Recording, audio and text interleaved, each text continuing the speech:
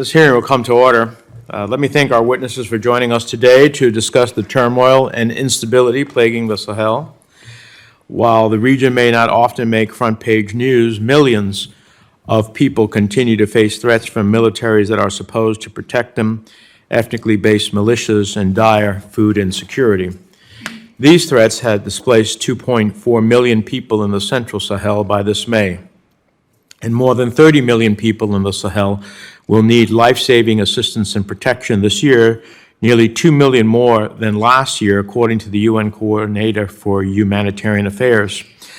Unfortunately, some of the militaries in the sub-region, militaries which we trained and equipped, by the way, have contributed to the problem instead of being a stabilizing force. They have undertaken coups in Burkina Faso, Chad, Mali, and attempted one in Niger.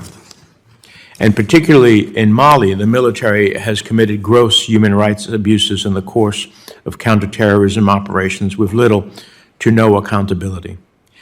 Making matters worse, Russia has established a foothold in Mali through the Wagner Group and is also involved in human rights violations, including extrajudicial killings of civilians. In the wake of the coup in Chad, the junta fired live ammunition at peaceful protesters, killing 7, wounding dozens more, and it has yet to commit to the transition timeline the African Union articulated a year ago. For 2 decades, the United States and our partners have spent billions of dollars to aid stability efforts by supporting military operations against terrorist actors, and by strengthening the military capacity of countries in the Sahel to counter the threat of violent extremists. Successive administrations have used both state and Defense Department programs to provide equipment and train militaries, including deploying U.S. forces to assist African soldiers at the devastating cost of American lives. All of us remember the tragic deaths of 4 American Special Operations soldiers who were killed in Niger in 2017 when they were ambushed by militants belonging to the Islamic State in the Greater Sahara. And our partners have suffered casualties as well. Scores of soldiers from Mali, Niger, Burkina Faso, Chad, and France have deployed in successive operations and have lost their lives. The UN peacekeeping mission in Mali is the deadliest in the world. Just last month, 2 more peacekeepers were killed by an improvised explosive. And despite all of our efforts, we have little positive to show. In 2019, the head of Special Operations in Africa, General Marcus Hicks, told Voice of America with regards to the fight against terrorism in the Sahel, and I quote, "I would tell you at this time, we are not winning." Clearly, the situation has only deteriorated. And while we invested billions in the security sector, our diplomatic and development efforts have been undercut by a lack of resources and presence. Significant staffing shortages at our embassies and lack of a robust USAID presence in the Sahel are limiting our ability to balance our security programs with tackling the root causes of extremism in the Sahel. I appreciate the engagement from the administration with regards to the requirement to consult with this committee on that strategy.